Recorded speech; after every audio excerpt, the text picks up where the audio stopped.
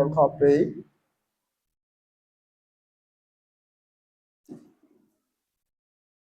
អាមែន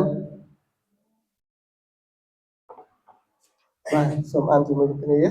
ព្រះគម្ពីរយ៉ូហានចំពោះ15ខ1ខ2ខ្ញុំជាដើមទំពាំងបាយជូរដល់ពេជ្រហើយព្រះវរបិតាខ្ញុំជាអ្នកតាអស់ទាំងផ្នែកណាដល់ចេញខ្ញុំដែលមិនបង្កើតផលផ្លែនោះទ្រង់កាត់ចោលតែអស់ទាំងផ្នែកណាដែលបង្កើតផលផ្លែនោះទ្រង់លួចផ្នែកនោះវិញ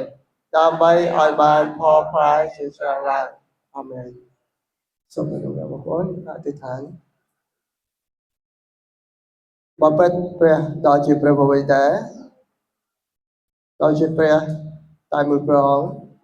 ដែលសោយនៅឋានសួគ៌សូមគង់នៅកណ្ដាលចំណោមការថ្វាយបង្គំសូមឲ្យសេរីល្អរបស់ព្រះអង្គចាបានបំពេញទីបរិសុទ្ធរបស់ព្រះទ្រង់សូមឲ្យពួកបរិសុទ្ធដែលទ្រង់បានហៅមកហើយគឺអ្នកដែលរើសតាំងសម្រាប់ពិធីសរសើរហើយថ្វាយបង្គំព្រះអង្គនៅពេលនេះបានទទួលព្រះសិទ្ធិរបស់ព្រះម្ចាស់សូមឲ្យចិត្តរបស់យើងខ្ញុំអរសប្បាយជាមួយព្រះអង្គនៅពេលនេះព្រឹកនេះតាមរយៈពេលវេលាដែលយើងខ្ញុំបានចូលមកនៅចំពោះព្រះអង្គព្រះម្ចាស់សូមឲ្យព្រះបន្ទូលរបស់ព្រះម្ចាស់បានរស់ហើយគប់ប្រហាតីដល់ទ្រង់អរព្រះគុណទ្រង់គង់ថ្វាយព្រះបន្ទូលព្រះម្ចាស់ក្នុងព្រះនាមព្រះម្ចាស់ព្រះយេស៊ូវគ្រីស្ទអាមែន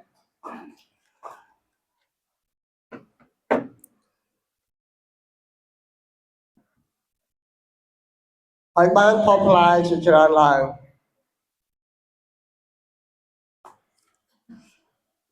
បាទបំណងចិត្តរបស់ព្រះម្ចាស់ដ៏ជាព្រះដែលគង់នៅឋានសួគ៌ជាព្រះដែលបានបង្កើតផ្ទៃមេឃហើយផែនដីនិងរបស់សពសារពើព្រះម្ចាស់ទ្រង់ចង់ឃើញអ្វីៗដែលជាស្នាមរបស់ព្រះអង្គបានថ្វាយសិរីដល់កម្មព្រះដូចគ្នាដែរលោកអ្នកបងប្អូនទាំងគ្នានៅពេលដែលយើងធ្វើអ្វីមួយនៅពេលដែលយើងធ្វើស្រែធ្វើចំការឬធ្វើអ្វីយើងចង់បានឃើញអ្វីដែលជារបស់ផងយើងនឹងបានទទួលផលទទួលបានផ្លែផ្កាទទួលបានអ្វីតាមដែលយើងទាំងគ្នាដាំហើយនឹងធ្វើនោះបាទចឹងលោកអ្នកបងប្អូនទាំងគ្នានៅពេលដែលយើងដាំផ្កាយើងឃើញចង់ឲ្យមានផ្កាដុះឡើងហើយយើងនឹងសប្បាយរីករាយជាមួយនឹងការដែលយើងបានដាំផ្កានោះបើលោកអ្នកបងប្អូនដាំចំការដាំឈើលោកអ្នកបងប្អូនចង់ឃើញផ្កាផ្លែរបស់ពួកវានៅពេលដែលវាបានដល់យើងមកវិញដូច្នេះនៅពេលដែលយើងសប្បាយនៅពេលដែលយើងរងចាំហើយរហូតដល់បានទទួលឃើញផ្លែហើយផ្កាបានកើតឡើងនៅក្នុងព្រះគម្ពីរយ៉ូហានជំពូក15ព្រះបន្ទូលបានចែងអំពីព្រះハរតីរបស់ផងព្រះវរបិតាដ៏ជាព្រះដែលទ្រង់ចង់ឲ្យអ្វីៗដែលទ្រង់បានធ្វើសម្រាប់ទ្រង់នោះឃើញអំពីអ្វីដែលឆ្លើយតបនៅចំពោះព្រះជាម្ចាស់បាទដែលព្រះម្ចាស់បានព្រះយេស៊ូវព្រះអង្គបានប្រាប់ហើយព្រះអង្គចង់បញ្ជាក់នៅថ្ងៃនេះថាខ្ញុំជាដើមទំពាំងបាយជូរដ៏ពិតហើយព្រះវរបិតាខ្ញុំជាអ្នកដាំចឹងព្រះハរតីរបស់ព្រះយេស៊ូវគ្រីស្ទចង់ប្រាប់ទៅកាន់មនុស្សឲ្យស្គាល់អ្វីទាំងអស់ហើយជាពិសេសគឺអ្នកដែលព្រះម្ចាស់បានហៅមកគឺជាអ្នកដែលព្រះម្ចាស់បានជ្រើសសម្រាប់ព្រះអង្គម្ចាស់ផ្ទាល់ព្រះអង្គប្រាប់ថាព្រះអង្គជាដើមទំពាំងបាយជូរហើយព្រះវរបិតាទ្រង់ជាអ្នកដាំព្រះអង្គចឹងព្រះអង្គចង់ប្រាប់ថាព្រះវរបិតាបានបញ្ជូនព្រះអង្គម្ចាស់មកកាន់ផែនដីនេះហើយព្រះម្ចាស់ទ្រង់បានយាងមកកាន់ផែនដីនេះដោយសារព្រះវរបិតាដែលឋានសួគ៌បានបញ្ជូនទ្រង់មកព្រះម្ចាស់បានបញ្ជាក់ហើយចង់ប្រាប់ដល់យើងរាល់គ្នាថាព្រះអង្គជាដើម bà chỉ đàm chẳng đàm bay ở bàn nghe những vô tiết rằng bà lên ưu tiên ta rằng priếp tôi chỉ đàm tổng bèn bài chủ nơi với nếu nơi không sốc Israel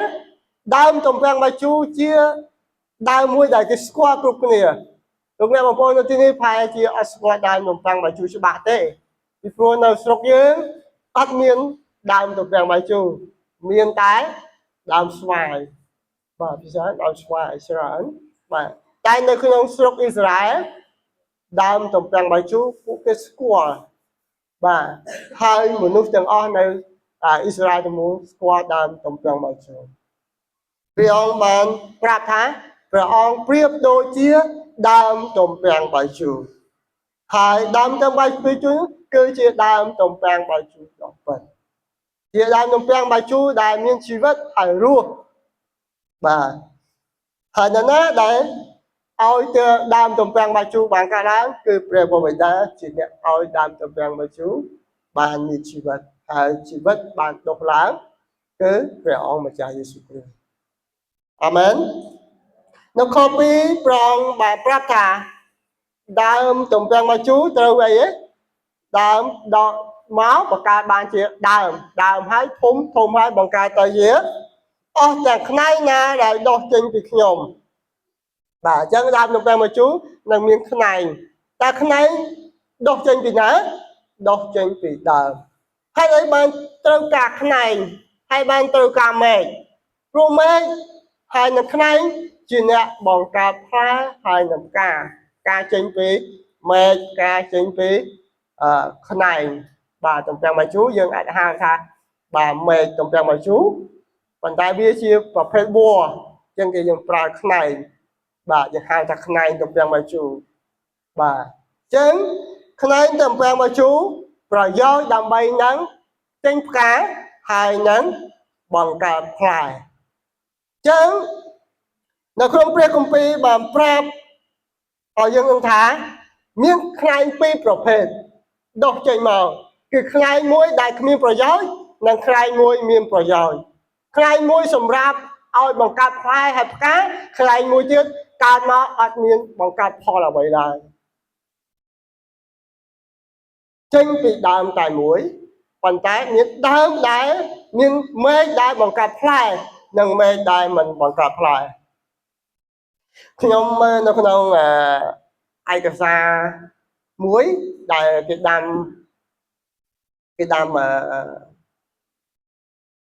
ទុរេនបាទ3ទុរេនបាទអញ្ចឹងម្ចាស់ទុរេនគេតែងតែកាត់មេឃណាដែលគេមិនត្រូវការគេកាត់ចោលហើយគេទុកតែមេឃណាដែលល្អមេឃណាដែលគិតថាមេឃនោះអាចផ្លែធំមេឃនោះរឹងមាំគេទុកមេឃហ្នឹងហើយមេឃណាដែលមិនល្អគេកាត់ចោលបាទនៅទីនេះព្រះគម្ពីរបានប្រាប់ថាបាទអស់ទាំងផ្នែកណាដែលដុះចេញពីខ្ញុំដែលបាទដែលមិនបង្កើតផលផ្លែនោះនឹងកាត់ចោលតែអស់ទាំងផ្នែកណាដែលបង្កើតផលផ្លែនោះទ្រង់លួសផ្នែកនោះវិញដើម្បីឲ្យបានផលផ្លែជាច្រើនឡើងតើព្រះម្ចាស់ចង់មានព្រះបន្ទូលយ៉ាងដូចម្ដេចបាទព្រះម្ចាស់ចង់មានព្រះបន្ទូលអំពីអ្វីចឹងលោកអ្នកបងប្អូនត្រូវចាំណាបាទផ្នែកដែលបង្កើតផលព្រះអង្គលួសតែផ្នែកណាដែលមិនបង្កើតផលកាត់ចោលហើយបោះទៅចោលបាទចេញមកពីណាចេញមកពីដើមទំពាំងបាយជូរតែមួយគឺតែផ្នែកមួយដែលមានផលលួសហើយដើម្បីឲ្យបានផលកាន់តែចម្រើនឡើងតែផ្នែកដែលគ្មានប្រយោជន៍ផ្នែកដែលមិនអាចបង្កើតផលកាត់ចោលបោះចោលកាត់ចេញហើយបោះចោលចឹងសម្រាប់លោកអ្នកបងប្អូនទាំងអស់គ្នានៅទីនេះយើងទាំងអស់គ្នាគឺជាអ្នកដែលចេញមកអំពីព្រះយេស៊ូវជឿព្រះយេស៊ូវព្រះវរបិតាបានហៅលោកអ្នកបងប្អូនម្នាក់មកពីទីកន្លែងផ្សេងហើយមកជាប់នឹងព្រះយេស៊ូវគ្រីស្ទ dương đôi chia này tổng bèn bài chủ bàn tay xôm dừng mờ dương mọc không pre vì hiền rồi pre dương mọc xoay bằng công bò mà cha tại dương chỉ này rồi việc mà xôm mờ chân này đại miên Paul nâng tao cắt chào là phải bỏ chỉnh tại này đại lu đại bọn cắt Paul rồi mà cha nâng luôn hai đầm bay ở Paul phải nó cả lại bởi lúc này mà muốn cái gì chân này đại mình bằng một cà phó cứ admin ấy kia đây cắt chào nó cắt chính phải bỏ chào tại này đại bọn cắt fly Paul fly cả bọn mà cha luôn chân luôn miền đâyทำไมtại luôn chân bà pra ทำไม cho ngày lúc này bóng ổn đây là đại đốc chân bị bề xuống can tay chùm ra lại can tay huy chùm ra lại can tay bàn phó prai lại can tay là o bờ xa lại chân ca đã cắt cái luôn hay miền đây là mấy luôn hay năng cơ miền đây là đo vì ở vậy đại lúc này bóng ổn chụp bánh hà chỉnh chân nó bê đại đo đại luôn giống như mấy cắt tao mấy chỉnh chua là sọ chỉnh chua và chân bê khai chua còn đây hai đấy bọn mình cha cho ngày luôn là bọn cả họ lại càng tay trong ra lắm tạm dạ sự cái chủng nữa đã chưa là bề sự kì chân có ai khai có ai bà rom có ai pruôi nó bê đại luôn là bọn trời bàn luôn trời bàn vừa thằng on đang làm bây cái ao chỉ bên lông mẹ bom ôn hàng ngày sự cái chủng nữa can tay chủng ra rừng ngoam lại hai bọn cả offline rồi chủng của bò bàn tay bom cha số mày lúc nào bố tha ta khiêm cầm bông tay chia ngay ngay bọn cả offline rứ bà xem số mà lúc nào mơ kêu này ta dương chỉ ngay này đâu trên bị bom cha hai ba bọn cả offline ngoài chủng của bò hai người nào bà ở toàn đó PT số chập ra trên fly ca vài chung bộ bằng ai lâu chập gì lâu hai trời còn tốt bê và lý đó là hốt đó cắt chào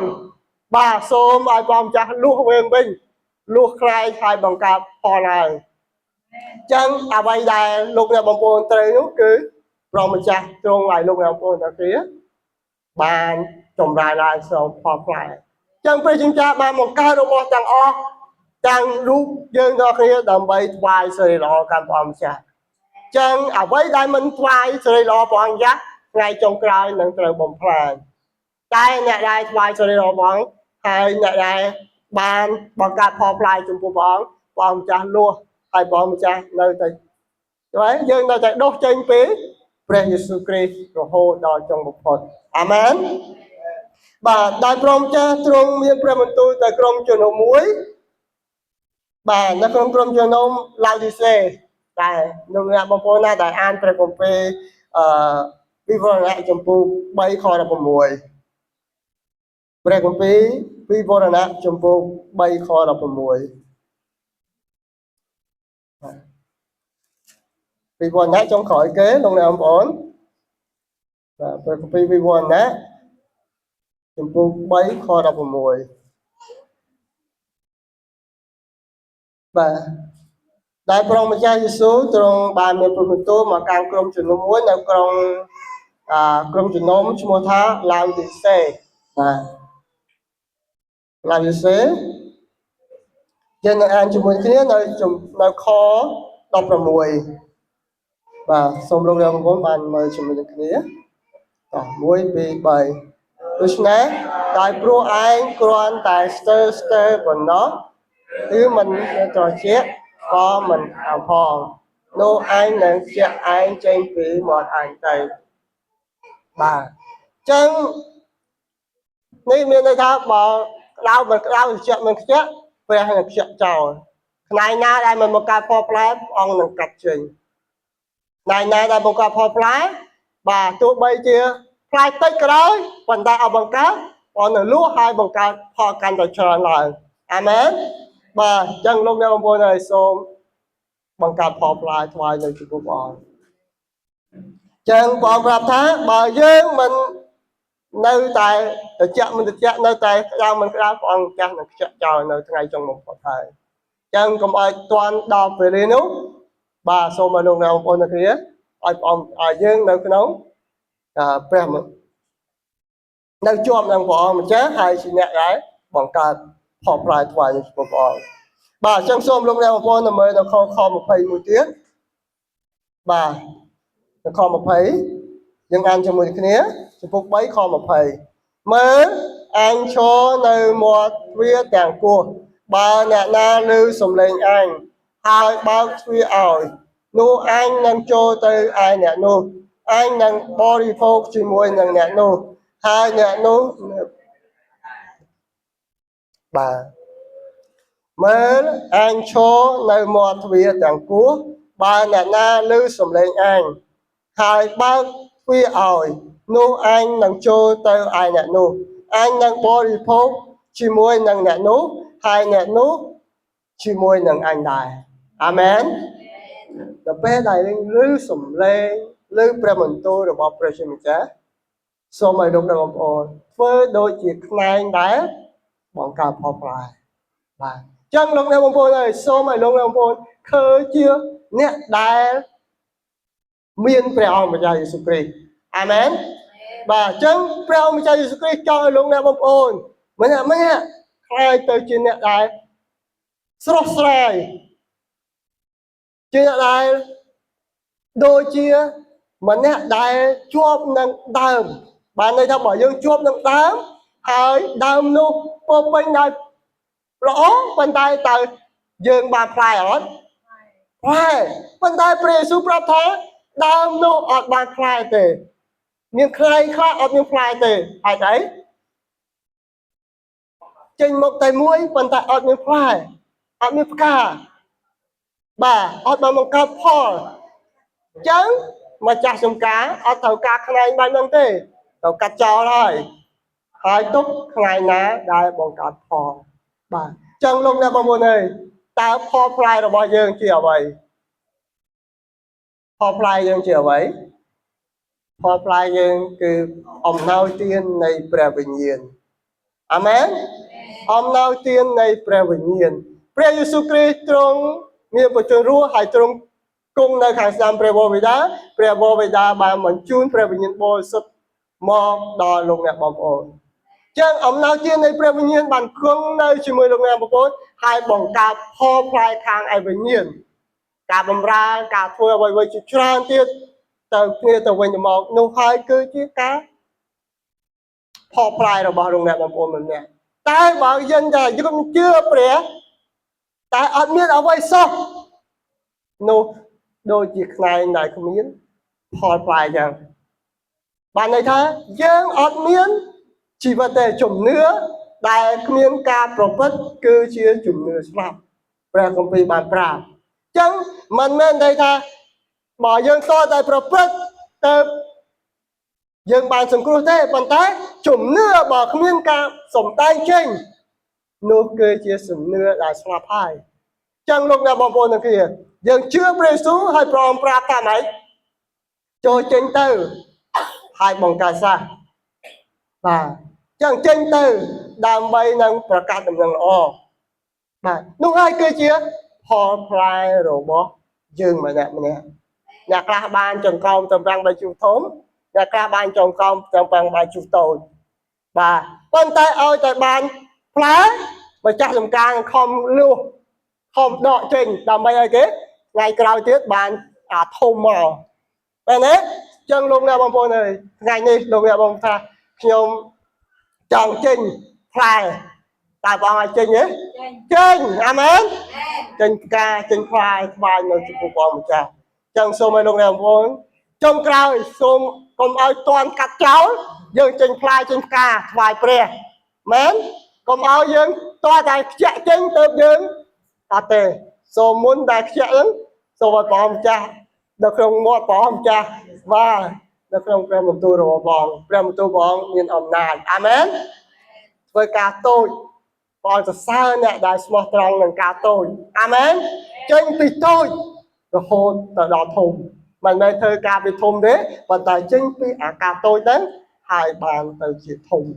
ចេញពីមុនបងផ្កាពីតូចតែរហូតដល់ចេញផ្លែអាមែន bà chân lúc nào với pra ông nào tiên là bỏ pre sầm rạp pre chim cha amen dương chia đu ca dương chiaឧបករណ៍របស់ព្រះជាម្ចាស់បាទអញ្ចឹងលោកអ្នកបងប្អូនគឺជាឧបករណ៍របស់ព្រះជាម្ចាស់ដែលបានឲ្យមកដល់ផែនដីនេះសម្រាប់ព្រះអង្គម្ចាស់អញ្ចឹងសូមឲ្យព្រះម្ចាស់បានឲ្យយើងខ្លាចជាឧបករណ៍ដែលទ្រង់បានប្រើប្រាស់សម្រាប់ព្រះអង្គអាមែនបាទយើងនឹងអធិដ្ឋានជាមួយគ្នាបាទអញ្ចឹងលោកអ្នកបងប្អូនទាំងគ្នាសូមឲ្យលោកគ្រូអ្នកគ្រូទាំងអស់គ្នាយើងស្ម័គ្រចិត្តដើម្បីនឹងអធិដ្ឋានដាក់ដៃលើអស់អ្នកដែលឈឺ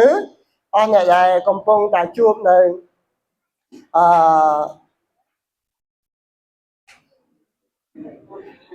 អ្វីដែលព្រះម្ចាស់នឹងត្រូវដោះលែង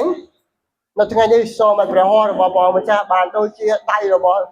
លោកគ្រូអ្នកគ្រូទាំងអស់គ្នាដែលបានធ្វើការនៅថ្ងៃនេះសូមឲ្យគ្រប់ទាំងការព្យាបាលគ្រប់ទាំងប្រពោគ្រប់ទាំងប្រគុណនិងការអស្ចារ្យបានកាត់ឡើងនៅវេលានេះទូលសូមឲ្យបានដឹងថាលោកអ្នកបងប្អូនទាំងគ្នាមានអំណោយទាននៃព្រះវិញ្ញាណគឺជាអំណោយទានដែលព្រះម្ចាស់ឲ្យលោកអ្នកបងបានចេញធ្វើការដូចជាបានកាត់ផលផ្លែការអស្ចារ្យតាមរយៈព្រះម្ចាស់យេស៊ូវគ្រីស្ទដែលទ្រង់បានធ្វើសូមនឹកអំពីការអស្ចារ្យរបស់ព្រះយេស៊ូវបានធ្វើសូមឲ្យការអស្ចារ្យរបស់ទ្រង់បានកើតឡើងនៅវេលានេះគឺជាការអស្ចារ្យដូចជា2000ឆ្នាំមុនហើយនៅពេលនេះក៏មានការអស្ចារ្យកើតឡើងផងដែរព្រះយេស៊ូវឲ្យសូមដំណើរឡើង Hallelujah Amen ព្រះយេស៊ូវ Hallelujah ព្រះបរិយាព្រះបរិយាដូចជាព្រះម្ចាស់ទ្រង់បានបញ្ជូនព្រះរាជបត្រាទ្រង់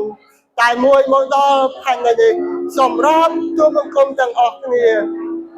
សូមឲ្យគុំបានចូលនៅក្នុងទ្រង់នៅក្នុងព្រះអង្គធ្វើការដូចជាទ្រង់បំរើសេរីរុងរឿងដូចជាទ្រង់